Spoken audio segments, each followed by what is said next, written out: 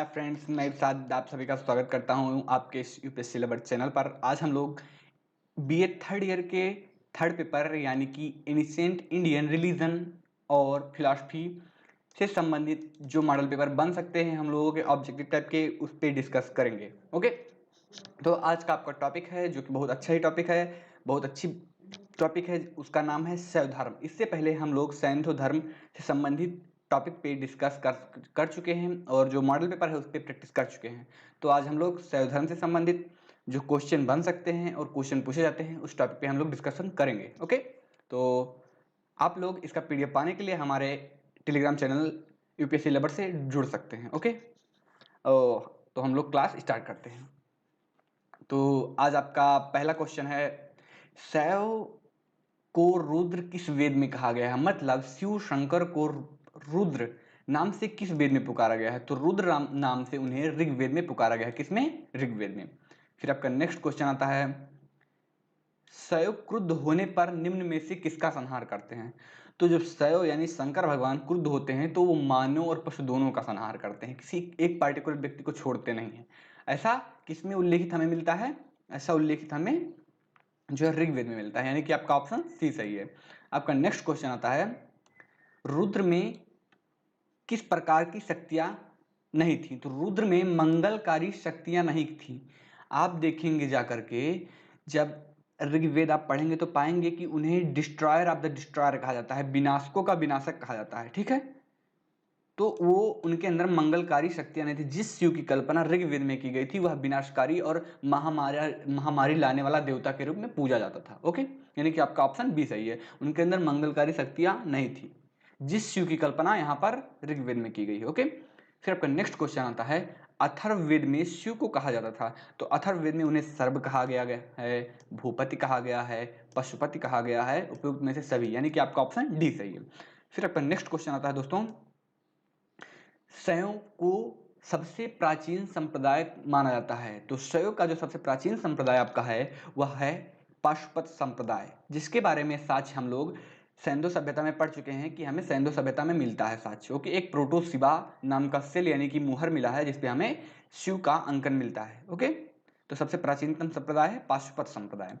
आपका next question आता है, पाशुपत संप्रदाय का संस्थापक कौन था? तो पाशुपत संप्रदाय का संस्थापक आपका लकुलिश थे। ओके, फिर आपका नेक्स्ट क्वेश्चन आता है, बाणभट्ट ने कादम्बरी में किस संप्रदाय को उल्लेख किया है? तो बाणभट्ट ने कादम्बरी में आपके लिंगायत संप्रदाय का उल्लेख किया है। ठीक है, बाणभट्ट किसके दरबारी कवि थे? बाणभट्ट आपके हर्षवर्धन के दरबारी कवि थे। ठीक है, और हम जानते हैं कि हर्षवर्धन की जो प्रारंभिक सिक्के मिलते हैं उस पर नंदी और शिव की अंकन मिलता है, नंदी पार्वती शिव का अंकन मिलता है। ठीक है, फिर आपका नेक्स्ट क्वेश्चन आता है,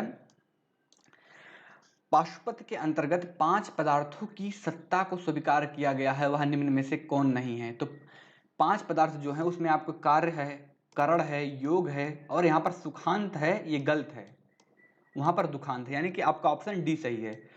ओके, फिर आपका नेक्स्ट क्वेश्चन आता है भाइयों, शैव का दूसरा संप्रदाय है। तो शैव का दूसरा संप्रदाय आपका है कापालिक संप्रदाय। क्या है? कापालिक संप्रदाय।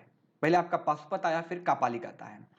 मनुष्यों की बलि किस संप्रदाय में दी जाती है? तो मनुष्यों की जो बलि दी जाती है कापालिक संप्रदाय में दी जाती है। और कापालिक व्यक्ति वही होते हैं आप जो कपाल में, मनुष्य का जो कपाल है, खोपड़ी होता है, उसमें भस्म लगाते हैं, उसी में पानी पीते हैं, उसी में खाना खाते हैं, मनुष्य के खोपड़ी में। ओके, फिर आपका नेक्स्ट क्वेश्चन आता है, किस संप्रदाय का प्रचार 12वीं शताब्दी में हुआ था?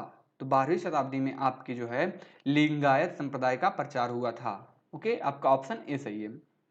फिर आपका नेक्स्ट क्वेश्चन आता है, शैव के किस संप्रदाय को ज्ञानमार्गी संप्रदाय कहा जाता है? तो शैव के जो काश्मीरी संप्रदाय है उसको हम लोग ज्ञानमार्गी संप्रदाय कहते हैं। ओके, फिर आपका नेक्स्ट क्वेश्चन आता है, किस संप्रदाय में शिव को अद्वैत शक्ति के रूप में स्वीकार किया गया है? तो यह शैव संप्रदाय में स्वीकार किया गया है, यानी कि आपका ऑप्शन ए सही है।